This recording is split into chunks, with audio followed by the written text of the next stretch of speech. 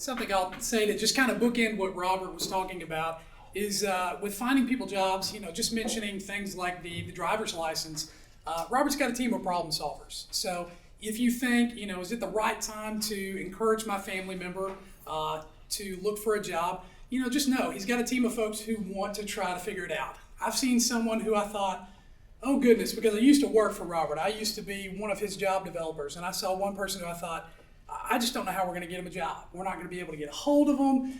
It's going to be hard to get where they are. But Robert definitely encourages that problem solving. When it came down to making sure they had several things in place to get one person hired somewhere, we found that if we can solve the problems that make it challenging for them to get employment, we'll be able to find a job, I won't say pretty easily, but much easier than maybe what you initially think. So that's to bookend that, just to kind of reinforce what he said. But I'm going to go ahead and talk about Profiles. So Profiles is our day program. It's an adult developmental day treatment program. Don't worry about the ADDT. There are a lot of acronyms that we've got in the field. Just think of it as the day program. So the people that qualify for the day program, just so you're kind of in the right frame of mind and mindset about it, is folks who are 18 or older. They either have a high school diploma, or they've got a certificate of completion. These individuals are also typically served with traditional Medicaid. That is typically what's going to pay for their services when they come in. So those are all things that we'll be talking about, that we'll be asking about. They've got that developmental disability diagnosis, and that covers a lot of our folks. So just know that coming in. If you and I get sat down or we go for a tour, we've already had a couple parents in here who I've gotten to speak with, who have either picked up applications or they're looking towards the future. Just know that coming in, those are things we'll talk about, that we'll ask about. But I'm fully prepared to go through any of the application process with someone that's interested. But before getting to that, I'll talk about Profiles itself. So Profiles, as an adult developmental day treatment program, serves individuals to specifically teach them community skills. So whenever individuals are coming in after high school, we don't cover the education pieces that the school does, specifically learning how to read, to write, to work on their math skills. We are trying to teach individuals how to become what I would say are fully formed citizens. We want them to be able to understand what expectations come with adult life. For parents, for guardians, for you all that are serving and helping the individuals you love, you want them to be safe in the community. You want them to be able to manage their money, manage their time. You want them to be able to make healthy social decisions and to build relationships. So for the folks that come into our program, it really starts with how we structure it. It's structured a lot like a school. We have kind of a block schedule, so 3 classes that they can attend every day. If an individual is 25 or older, they also would have the option to go to a work center. So how that differs from Robert's program is that he's trying to help folks find traditional employment in the community. We have the option for individuals to attend a class, and if they're 25 or older, they can attend a work center. So the work center allows them to do some work and be paid at a piece rate. Now, ideally, anybody that would do that style of work, that would be working on paper recycling. It is work that is broken down to kind of its base and core functions. And so individuals are paid by how much they produce rather than being paid at an hourly rate. So ideally, if someone goes into that, we are using the work center as a way to see if they're work ready, if they're ready to tolerate getting into a job, if they're ready to understand work relationships, if they're ready to understand how much time it takes to get into that. So on one side, we've got the classes, and I'll talk about that. And of course, on the other, we've got that work center.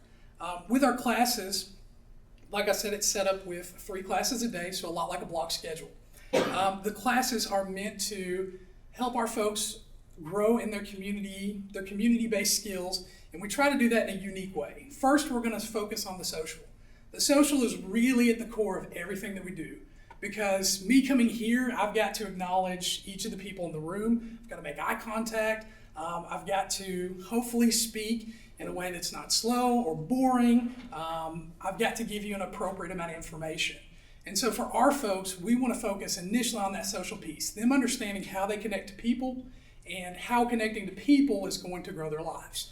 Like I said, at its core, for many of our individuals, the first thing they've got to figure out is not what their class schedule is. It's not what they're going to learn in each class. It's who they're going to be with.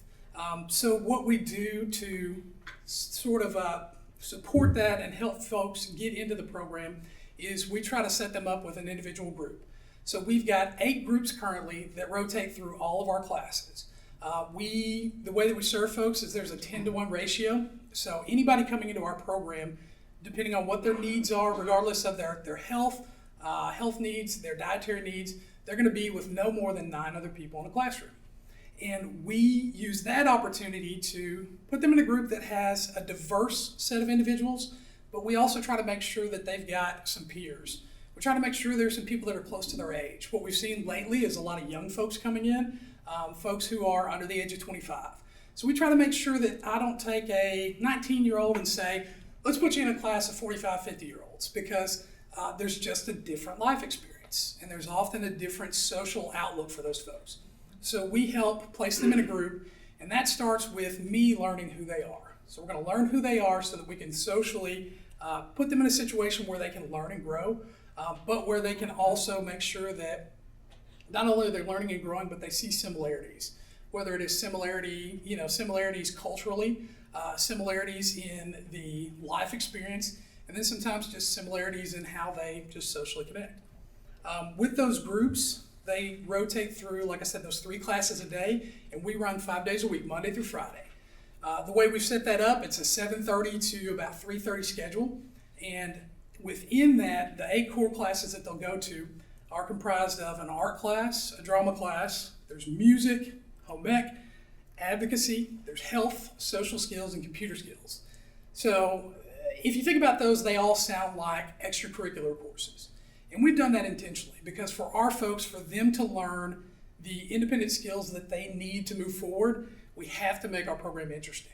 And for most of our folks, if we've got the core interest group kind of classes, they can take that and they can grow from it. What we'll do to make sure that they are learning in those classes is we have an IPP each year. So for a lot of you, you're probably used to the IEP and kind of how that's laid out. It's got therapy outlook, it's got the different maybe behavioral modifications, things like that, plans to help your individual get through their day. And for our folks, we use that to build the individual goals for the classes, and each of their goals has a number of steps that they use to go through and make sure that they can learn a community skill. So like in art, creating a painting, creating an art project requires a lot of different steps. So for a lot of our folks, sequencing is something that we want to be sure that they understand. How to start a project, what you need for it, and where to start, how to get to the middle, how to finish it out. So for a lot of our folks, that's pretty much our adult life. Our adult life consists of projects. If we want to change something in the house, if we want to go grocery shopping, we've got to be sure that we are doing things in the right order so that we can get those things done. And so something like the art class uniquely supports that. For something like our drama class, a lot of our folks love to get in front of people. They love to make meaningful social connections, and we use that to allow people to have kind of a workshop for the emotions and the things they're feeling. We encourage folks to model behavior so that we can kind of teach that certain reactions, certain interactions with people, we can kind of help show them what will get them a certain, I guess I would say, a certain type of reaction from other people. Because sometimes if there's that tendency to be kind of angry, if there's a tendency to act out physically, we can show people what's appropriate and what works for them in their life. For music, it's pretty therapeutic. That's something that a lot of our folks love. We can teach them the basics, but a lot of that class is based around choice. Making musical decisions, making decisions that support them learning how to do something that is outside of just work.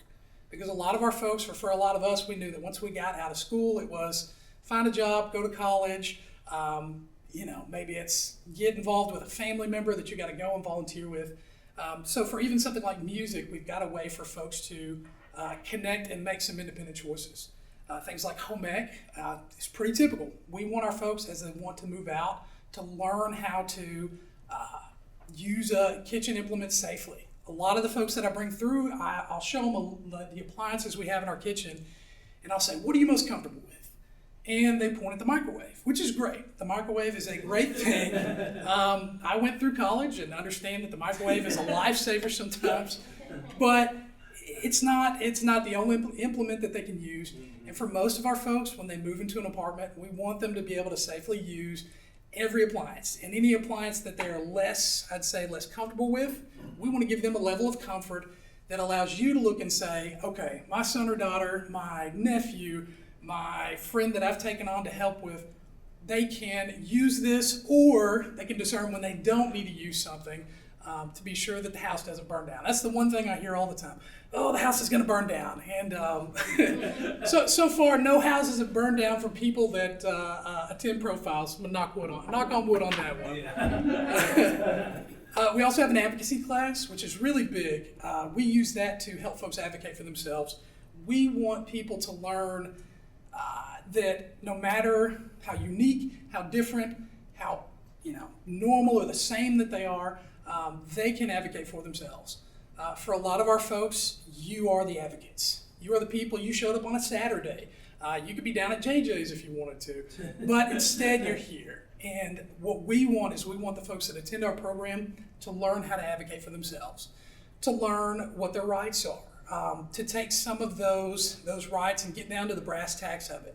Really talk about what it means to not only make your own decisions, but be your own person. Because for a lot of us, modeling what our parents do, what they want for us, is important, but it's not all of who we are. Some of us really love some things that our family or friends don't love.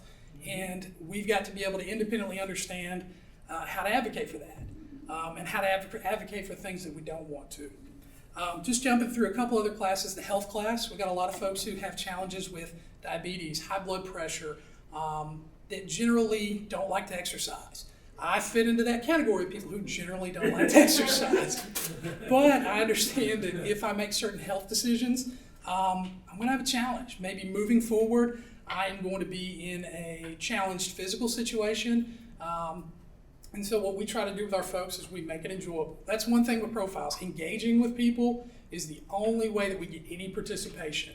We try to make sure that all of our folks are interested, that they want to do things that help them grow. And sometimes they choose not to do something. We try to minimize how many periods of time there are where people are just deciding not to do. But that's even part of our program, is helping folks understand that sometimes you're not going to do something, or you're not going to want to do something, and you'll need a little bit of time. And then once you get kind of past that period of whether it's rest or kind of mentally going over it, you get back to doing what you need to do to help yourself grow. We also have a social skills class and computer skills. The computer skills, we try to teach people how to use computers as a tool. A lot of our folks have smartphones, like right away, everybody's got a smartphone. And what we try to make sure of is that our folks know how to use that appropriately. Because more than anything, the last thing I want for anybody, and I've had friends who have done it, I don't want them to send a picture that they can't take back. I don't want them to make a social media post that hampers their chance of getting a job, or do something that would keep them from moving forward. So a lot of our class focuses on that, but it also focuses on using things like social media, learning how to use the internet. We don't encourage things like shopping or things like that, but if someone wants to learn how to do it, we want to give them the tools to do it and show them the right way to do it. And at the program, we monitor that pretty closely. Some folks still make bad decisions. That still can happen, but there's a lot of learning that comes with that. Yes, ma'am? My son has $800 worth of jelly beans saved in his Amazon cart right now. Really? $800? I haven't went to any kind of payment system. So. Right. Well, that is something we can give people the tools. We do discourage any spending of money, things like that, because honestly, I don't want you to have $800 worth of jelly beans at your home. Better that it stays in the car. But that's it. As adults, if we got $800 that we want to spend on jelly beans, we can. But I could probably guarantee that most folks in the room, it's not a good decision for you. Discernment is a big part of what we do. Social skills is another class we have. That focuses on relationships, because we serve about 180 folks. There's probably close to 130 to 150 in the building every day. And just like all of you likely either go to work or go to church, you go somewhere where you've got to be with a lot of folks. We really focus on helping people helping people understand relationships. Boyfriends, girlfriends, that's going to happen. So just heads up, if you have an individual that comes to our program, they're going to want a boyfriend or girlfriend. They probably already, they'll get picked. They'll get picked on the first day. I'm kidding. I'm kidding. Some of our folks, they look and they go, wow, that's mine. And I go, oh no, that person is not your girlfriend, not your boyfriend. Give them 30 days, And I kid, but it's a reality of it. And we love the relationships that bloom and blossom at Profiles because people really do get a chance to grow. We see them do some things that are motivated by wanting to grow with their friends. We see them say, I want to go bowling with my friends on this night. And so then you, as parent, guardian, mom, dad, uncle, cousin, you get to say, well, if you want to go bowling on Thursday night, I need you to do this thing that you never do. And we've seen in a few scenarios and situations that people will do it. They'll do what they need to do to get the things they want. But we also try to make sure that they're doing what they need to do first. That's key to it. I'm running out of time here, so I don't want to go too much further. But just so you know, folks come to our program. We are experienced with dealing with different behavioral things. So with individuals, the lack of social skills is not a barrier for us. The potential to have some odd, different, maybe less than normal behavior is all what we do, is all what we handle best. Because for most of our folks, that is how they are going to learn to grow. They're going to have and showcase kind of who they are in their life, and they'll have people who want to be their friends. There'll be people who don't. They'll have friends who don't like it. They'll have staff who look and help them see how moving forward in their life involves maybe doing something different, acting a little different. And then some of those things that, you may have some worries about as parents. You would say, I'm not sure if this is something I want them doing. We'll find a way to modify, change, and help them take some of the things that they're used to doing and move it towards them growing and being more independent. For most of our folks coming to the program, just a small thing. Don't worry about specialized diets. We're used to making them. We're used to helping folks who have different needs. So those type of things are covered. Transportation, that's a big thing with Robert. It's a big thing with us too. Most of our folks, I would say, at least out of the amount that come every day, about 90 to 100 folks, they receive transportation services to and from our program.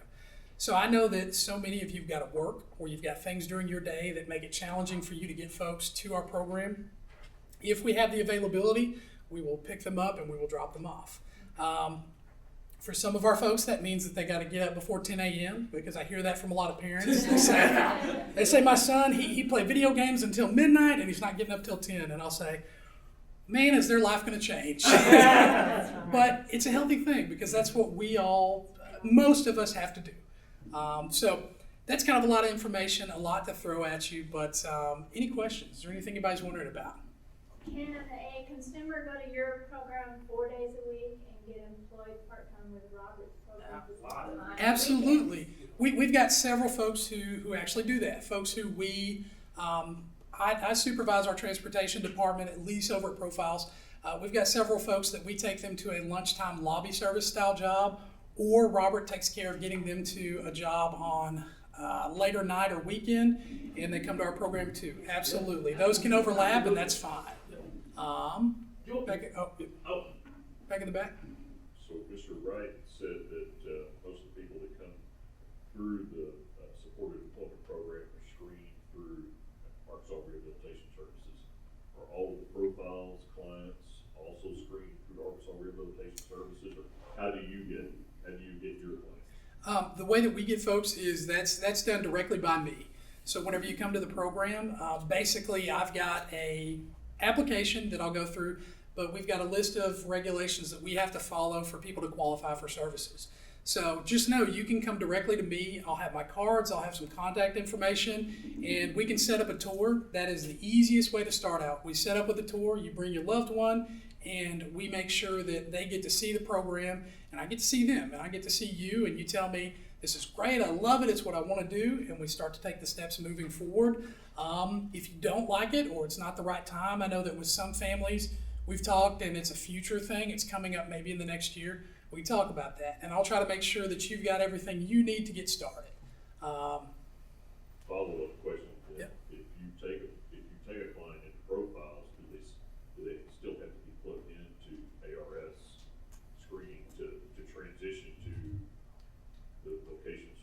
Yes, yeah. So if I bring somebody into profiles, now the good thing is most of the information you'll need for ARS, I'll have. So I can say right to Robert, if you say, now I want these employment services too, Robert and I can have them, we can come in on the same day, catch up with that person, and he can help them start the process towards ARS eligibility. So it's one of those things, if you want to get them started in day program and you think maybe it's going to take a little while to figure out a job, we can figure that out together. But yes, they would still want to go through ARS. ARS, yes. Is there a waiting list for them to start? And once they start the process, how long does it take them actually then to begin to take advantage of the services? So for us, we don't currently have a waiting list. We've had a lot of interest. I believe we're going to try to open up another classroom, so that give us another 10 full-time slots. So no, there's not currently one. Typically, the amount of time it takes is just dependent upon completed application. So I've just got to have the full and completed application, every document, every piece of paper. A lot of that is something you're used to giving the schools. A lot of that information, you're going to get copies of it, and our forms are pretty straightforward. So once you get that, I tell everybody it can take anywhere from 2 to 4 weeks because we've got to set it up with billing. I'll get your loved one set up with a case manager for our day program and get them set up with transportation if it's available. So 2 to 4 weeks is typical. Yeah. And if they receive DBS waiver services, they still can participate in your program? Absolutely. Now, the way that would work out is if they want to come to day services, they'll need to do that unattended. So with the waiver services, if you've got a son or daughter who is currently receiving that and it's during the daytime, we have a limited set, so we have a full list of people who come to the program with a Medicaid waiver worker. So anyone coming in new would have to come in unattended. Now we do have personal care services, so if they need assistance with using the restroom, we have our dietary services. Know that there are those things that we can cover the gap on that maybe a Medicaid waiver worker typically covers. And that is all kind of determined in the eligibility process. That's where we talk with each other, and we also go through speaking with our executive team to make sure that we can provide the services. I'll say this, day service is not right for everyone, but it is right for a very large group of folks. And if you think it's not right or you have concerns, we try to address that all before they start. So Medicaid is how you get your payment services, and then obviously you have grants and all the other. Yes, ma'am. So the person has to be on Medicaid, right? Yes, Medicaid is for, if you want the tuition services to be paid for. Yes, and ma'am. then secondly, you said counties around, and I didn't raise my hand earlier, but like Cabot area, or because Cabot area, we get out to basically the far side of Valonia, but at least with our transportation. Okay. So we've had folks who come from Cabot area and I'll do what I have to do. If I need to move to Conway, I'll move to Conway. I just wanted to make sure. Right. We've had some, if transportation's an issue there, we do have some that use the Medicaid brokers, whether it's, I think Southeast Trans is what covers this kind of central part of the state. And we can help you get that set up. For some of our folks, it's one of those things that we can get out into the Valonia area. Greenbrier, we've gotten into Plummerville and Conway. Cabot is just that little step too far for us, at least as of yet. But if we get a couple more folks in, we've talked about it in the past, potentially being able to expand that far. But we can talk about the Medicaid brokers and kind of how that's set up. You may have already used it before. But yeah. Robert, I kept going over your question. You had a question. I just want you to hit on a couple community things because I know you did a great job on inside the building profile, but we have the jammers. Yes. We do the ACTS program, the art we set up with UCA downtown, Special Olympics. Just tell them about, we're not just that building. Right, we are not just the building. The building is, I think, the workshop for all the things that we can do outside.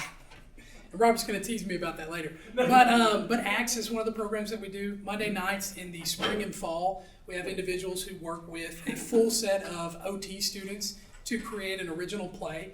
And they create an original play, they rehearse it at our building, and then they perform that in November at UCA Reynolds Auditorium. We've got the Jammers. That's a group of, usually it fluctuates between 10 and 15 people during the Christmas season. They learn a full Christmas set of songs, and we take them out to civic groups. Our guys love going to Chinatown, not only because they get to eat there, though that really is a big thing they love, but because they get to sing for the groups. They get to sing for folks, they get to meet and have some honest to goodness interactions with people who are community minded. We set up an opportunity for our folks to have their art at UCA downtown.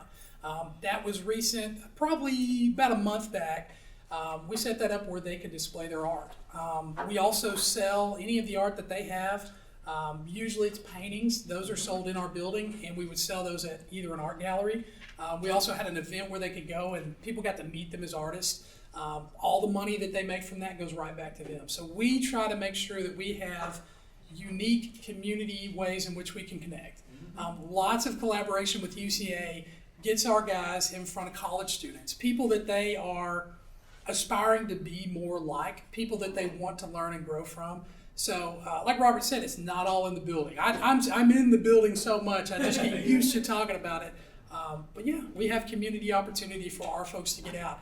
And the good thing about his folks, some of his folks coming in and out of our building with getting jobs, is that we're able to encourage our folks that it's not just the building. You know, sometimes that's what I think the schools or programs we have can do is people say, this is my world, this is my box. And honestly, we try to make sure that they can expand outside.